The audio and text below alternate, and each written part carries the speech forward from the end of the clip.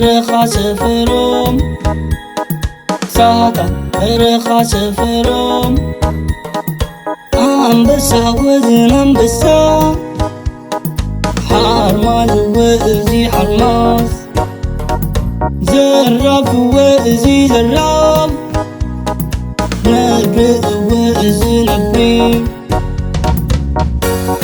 الطنات እንስሳ ዘገዳም ዝበሃሉ ትፈልጦም ዲና?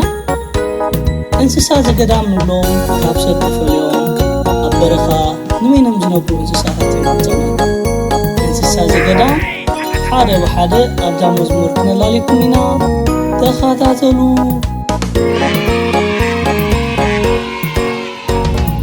ሳታ በረኻ ሰፈሮም ስሳታ በረኻ ሰፈሮም مانتيلا وزا مانتيلا وخارع وزا وخارع زبين ووزي زبين تخلا وزي تخلا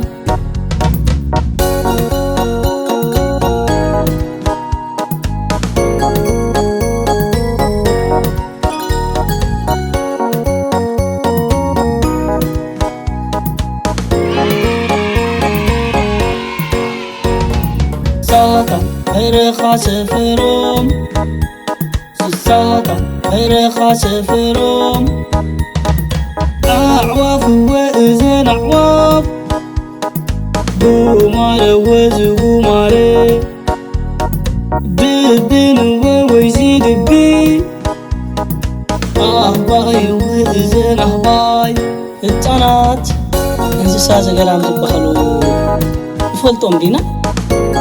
እንስሳ ዘገዳም ንብሎም ካብ ሰብ ተፈልዮም ኣብ በረኻ ንበይኖም ዝነብሩ እንስሳታት እዮም ህፃናት።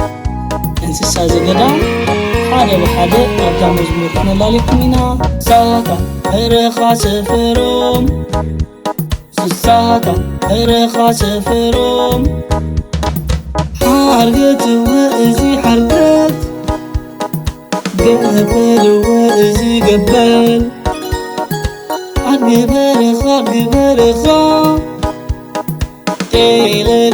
تيلبدو سساتا برخا سفروم سساتا برخا سفروم عجازين وزي عجازين مفلس وزي مفلس لممت وزم لممتي حارش وويزي حارش ساتا برخا سفروم ساتا برخا سفروم